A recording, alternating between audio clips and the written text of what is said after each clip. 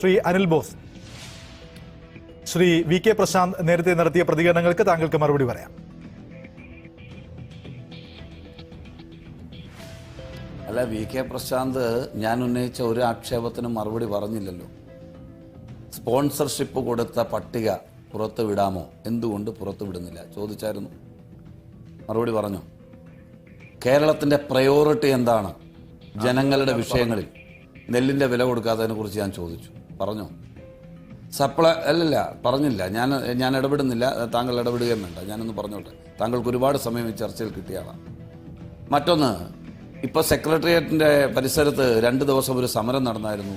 താങ്കളുടെ മണ്ഡലം ഉൾക്കൊള്ളുന്ന പ്രദേശത്താണെന്നാണ് ഞാൻ മനസ്സിലാക്കുന്നത്. പാളയം ഒക്കെ വട്ടിയൂർക്കാവിൽ പെടുമെന്ന് ഞാൻ കരുതുന്നു. ഇല്ലെങ്കിൽ തന്നെ താങ്കൾ മേയറായിരുന്ന പ്രദേശമാണ്. ഒന്ന് ആലോചിച്ച് നോക്കി. റേഷൻ വ്യാപാരികൾ സമരത്തിലായിരുന്നു. എന്തിനാണെന്നറിയാമോ? കേരളത്തിനോ രാജ്യത്തിനോ ലോകത്തിനോ ശീലമില്ലാത്ത കോവിഡ് കാലത്ത് 10 മാസം അവർ കിറ്റ് കൊടുത്തു. അതിനവർക്ക് കമ്മീഷൻ കൊടുക്കണം. കമ്മീഷൻ സർക്കാർ കൊടുക്കാഞ്ഞതിനെ തുടർന്ന് അവർ സുപ്രീം കോടതിയിൽ പോയി. ആ സുപ്രീം കോടതി അവർക്ക് അനുകൂലമായി അടിയന്തരമായി കമ്മീഷൻ നൽകാൻ ഉത്തരവിട്ടു. കൊടുത്തോ ഈ ഗവൺമെൻറ്? ഏറ്റവും നിർണായകമായ ഘട്ടത്തിലെ കാര്യമല്ലേ. ഇനി റേഷൻ കടകൾ നടത്തിയിരുന്ന ആളുകൾ അവരുടെ കയ്യിൽ നിന്ന് നിക്ഷേപിക്കുന്ന 200 രൂപ വെച്ച് സംസ്ഥാന ഗവൺമെൻറ് ക്ഷേമനിധിയിൽ ഈടാക്കിയതിനു ശേഷം അവർക്ക് പെൻഷൻ കൊടുക്കുന്ന സമ്പ്രദായമുണ്ട്. കൊടുത്തോ? സർക്കാരിൻ്റെ വിഹിതം അതിൽ നിക്ഷേപിക്കാൻ ഈ ഗവൺമെൻറ് കഴിഞ്ഞോ? അന്നക്കുട്ടിയും പറയക്കുട്ടിയും ഞാൻ ആദ്യം പറഞ്ഞു, അവിടെ നിൽക്കട്ടെ. ക്ഷേമ പെൻഷനുകൾ അവിടെ നിൽക്കട്ടെ. കെട്ടിട നിർമ്മാണ തൊഴിലാളികൾ ഇതുപോലെ തന്നെ സമാനമായ കാര്യം ഞാൻ ചൂണ്ടിക്കാണിച്ചു. താങ്കൾ മറുപടി പറഞ്ഞോ? താങ്കൾ മറുപടി പറഞ്ഞില്ല.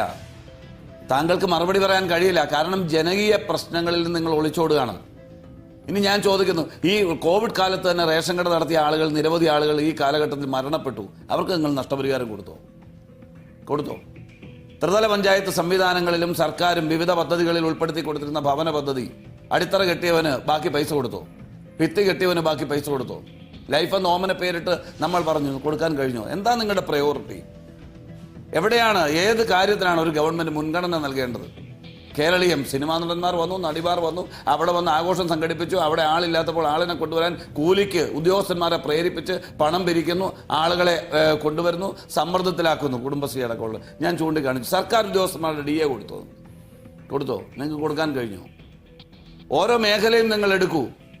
ആ ഓരോ മേഖലയെക്കുറിച്ച് ചൂണ്ടിക്കാണിക്കുമ്പോൾ ക്രിയാത്മകമായി പുതിയ തലമുറയുടെ ഭാഗമായുള്ള ഒരാളല്ലേ പ്രശാന്ത്? നിങ്ങൾ ക്രിയാത്മകമായി പ്രതികരിക്കണ്ടേ? രാഷ്ട്രീയമുണ്ടെന്നേ, പക്ഷേ രാഷ്ട്രീയത്തിനപ്പുറമുള്ള ഒരു തലത്തിൽ വിഷയങ്ങളെ നോക്കിക്കാണണ്ടേ?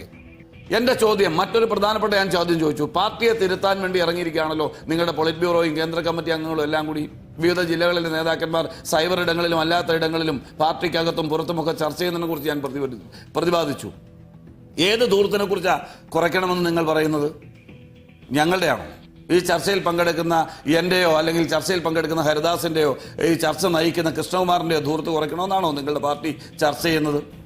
ആരുടെ അഹങ്കാരം കുറയ്ക്കണമെന്നാണ് ഈ കേരളത്തിൽ ഇടതുപക്ഷ മുന്നണിയിലെ വിവിധ ഘടകകക്ഷികളും CPM-ഉം ചർച്ച ചെയ്യുന്നത്? കഴുതയെക്കുറിച്ചും സിംഹത്തെക്കുറിച്ചും ഒക്കെ പ്രതിപാദിക്കുന്ന G. സുധാകരനെ പോലുള്ള ആളുകൾ പറയുന്നത് ഈ കേരളത്തിലെ പ്രതിപക്ഷത്തെക്കുറിച്ചാണോ? ആണോ?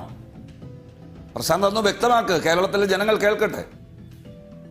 നിങ്ങൾ ആരെക്കുറിച്ചാണ് പറയുന്നത്? സാധാരണക്കാരോട് അവരെ അടിച്ചേൽപ്പിക്കുന്ന സമീപനം മാറ്റി ജനങ്ങളെ കേൾക്കണം എന്ന് പറയുന്ന ആരെയാണ്? ഞങ്ങളോടാണോ? ശരി. ജനങ്ങളെ കേൾക്കാത്തതിന്റെ പേരിലാണ് ഈ തിരിച്ചടി കിട്ടിയത് എന്ന് പാർട്ടി വിലയിരുത്തുന്ന ആരെക്കുറിച്ചാണ് പ്രശാന്ത്? നിങ്ങളുടെ പാർട്ടി പറയുകയാണ് ഈ പാർട്ടിയുടെ അഹങ്കാരം, ഈ പാർട്ടി നേതാക്കളുടെ സുഖലോലുപത, അവരുടെ മയക്കുമരുന്ന് കച്ചവടം, അവരുടെ അധികാര ദുർവിനിയോഗം, അവരുടെ അഴിമതി, അവരുടെ സ്വജനപക്ഷപാതം, ധിക്കാര രാഷ്ട്രീയത്തിന്റെ ധാർഷ്ട്യ രാഷ്ട്രീയത്തിന്റെ ഭാഗമായി ജനങ്ങളിൽ നിന്ന് ഈ പാർട്ടി അകന്നു, ഈ ഗവൺമെന്റ് അകന്നു എന്ന് പറയുന്നത് കോൺഗ്രസ് ആണോ? MK ഹരിദാസിന് കൂടി അവസരം കൊടുക്കേണ്ടതുകൊണ്ടാണ്. ക്ഷമിക്കണം ശ്രീ MK ഹരിദാസ്.